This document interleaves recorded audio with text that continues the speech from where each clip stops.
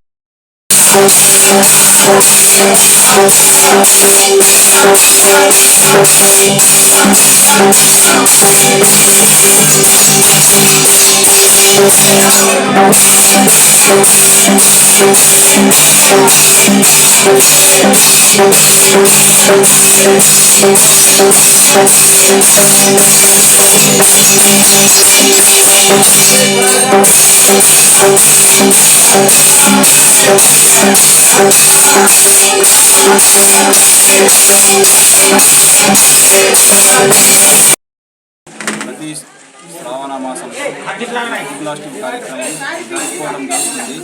దాదాపు ఈ గోకులాష్టమి కార్యక్రమం మా గ్రామంలో ఒక 50-60 సంవత్సరాల నుంచి ప్రతి సంవత్సరం జరుపుకోవడం జరుగుతుంది.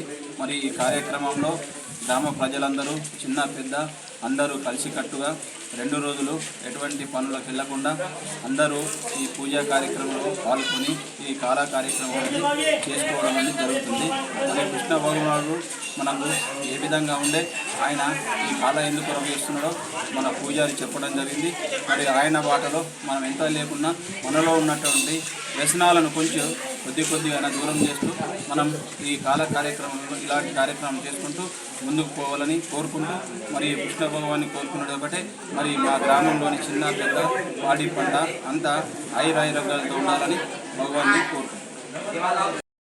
अष्टमी श्रीकृष्णाचा जन्म झाला.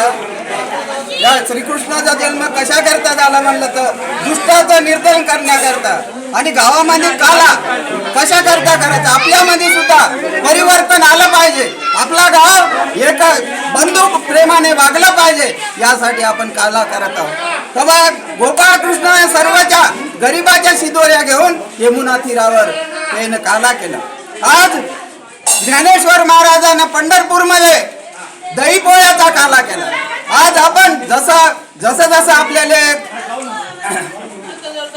सवलती भेटत आहे तसं आपण वाढवत नेतो या कालेने. काला म्हणलं तर काय आपल्यामध्ये आपल्यातले वाईट गुण जावावं, आपल्यामध्ये बंधुप्रेमी यावं, सर्व एक मिळून करावं यासाठी काला होते. आपण म्हणतो काला खाल्ला तर आपण काय पावन होत नाही. आपल्यामध्ये गुण परिवर्तन झालं पाहिजे. काही नाही काय आपल्यामध्ये सुधारणा आली पाहिजे तरच या काल्याचं महत्व आहे. नाही तर आपण किती लाखोंचे पैसे करून काही फायदा होणार नाही आपल्याला.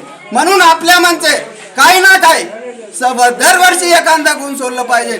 चांगलं लहान मुलाला संस्कार दिलं पाहिजे आणि मंदिरामध्ये पाठवलं पाहिजे. यासाठी आपण काला करायचा आहे. काला म्हणलं तर यासाठी गोपाळ कृष्णाने उष्ट्या पत्रेरी उतरल्या आणि अर्जुनाचे घोडे धुतले, सारथ्याचा काम केला. तो का मामूली देव माणूस असून त्यानं काम केलं. आपण लहान माणूस असून आपण राहिले गर्व आहे. या पत्रारी उचललं तर मला लहानपणा येते याच्यामध्ये नाही. हे राजकारण किती वर्षाचं आहे? 5 वर्षाचं आहे. हे आपल्याला परंपरेचं आहे. एक डावचा आपल्याला पदवी आली म्हणता हे पदवी जायची नव्हे. मरेपर्यंत तुझं नाव अमर राहते.